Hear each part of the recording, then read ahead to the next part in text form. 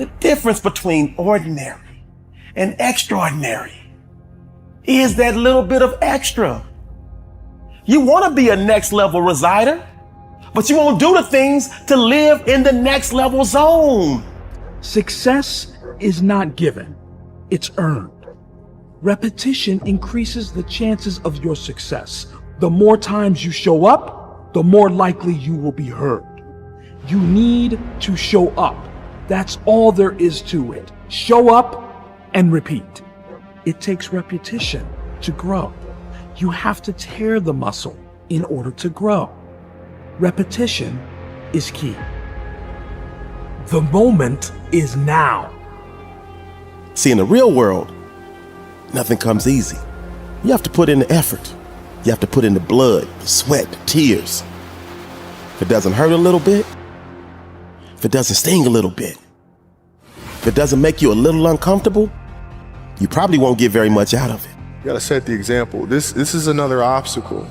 This obstacle cannot define me. It's not gonna cripple me. It's not gonna be responsible for me stepping away for the game that I love. You have to do the process. The process is non-negotiable. It's just, you have to do it. All right, so if you have to do something, I don't have highs about it or lows about it. I know it has to get done. And if I let my emotions get involved in it, all right, it's not going to get done to its best abilities. So if people say you got to love the process and then something comes in the process that you don't really love, well, you have to do it. You have to do it. You take the emotions out of it and you do it. The process is a non-negotiable thing.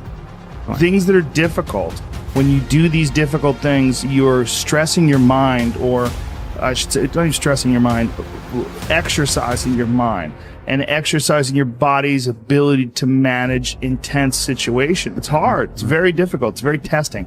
And in doing so, you lessen the stress of regular life. The more stressful situations that I experience, the more I understand what they are and the more I can relax. Don't be sorry, just do better. Stop showing up for work late all the time. Stop being late for your success. Stop apologizing for the same mistakes over and over again. When you know you've done wrong, wake up and do right.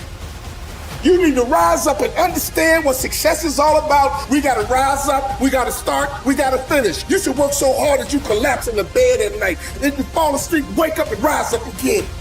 But the only way your story is ever told, the only way your story is ever heard, is if you overcome whatever it is that you're going through.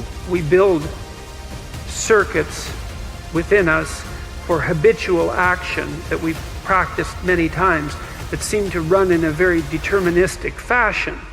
And we are a strange combination of deterministic and non-deterministic as far as I can tell. But what our consciousness seems to be for is to encounter those things that we have not yet encountered. And those things that we have not yet encountered seem to me to be those things that have not yet been brought into being. And so you could say that what our consciousness is for the encounter with potential. You know, that our consciousness is it's not for the past, it's not even for the present. It's to transform the future into the present. And really that's what our consciousness does. When you wake up in the morning, you have a new day ahead of you, and the day could take you in very many directions. And the weeks and the years, all of that can take you in very many directions. And you have some apprehension about what those directions might be. You have some apprehension about what role your choices might make in transforming that potential into one form of actuality or another. I mean, you certainly know that there are dreadful mistakes that you might be very tempted to make that would produce all manner of hell around you and still be tempted to do it. It seems like it's sitting there right in front of you as a possibility. You also know that, you could haul yourself up out of bed and attend to your duties and do the sorts of things that you're supposed to and set a few things right that day and that week, and that likely things would at least not be worse, and they would probably be better. It's necessary, as you look at your goals and your dreams, it's necessary that you have a strategy and a game plan to change the story that you believe about yourself. And that's an ongoing process. I've discovered, and many people have, that what we do, what we accomplish, what we produce is a result of the story we believe about ourselves. My favorite book says, "Be ye not conformed to this world, be ye transformed by the renewing of your mind." And so as I began to work on myself, I realized that I'm getting out of one story and stepping into another story. As I become aware of some things, there's still some things I'm not aware of. So I'm still growing, I'm still developing. I'm like the lady who said, "Lord, I ain't what I want to be, ain't what I'm going to be, but thank God I sure ain't what I was." But I realized that you have to work on yourself on a regular basis, and write this down, for mental mindset. For mental mindset and stamina. Because things are going to happen to you. I believe that the reason that most people go to their graves with their talents and abilities and skills in them is because of the fact, number one, many are like me. They didn't know that they didn't know and thought they knew. I thought I knew myself, and I really didn't know myself as well as I thought. I've discovered that sometimes people can take you to a place within yourself that you can't go by yourself. You got to learn to reflect with yourself. There's something to be said for solitude. There's something to be said for taking those occasions to shut out the world and shut out everything else for a while. Now here's why it's important to reflect, to make the past more valuable to serve you for the future. Here's what's really powerful, learning to gather up the past and invest it in the future. Gather up today and invest it in tomorrow. Gather up this week and invest it in the next week. Gather up this year and invest it in the next year. See, that's so powerful, rather than just hanging on one more year, hanging in there, seeing what's going to happen.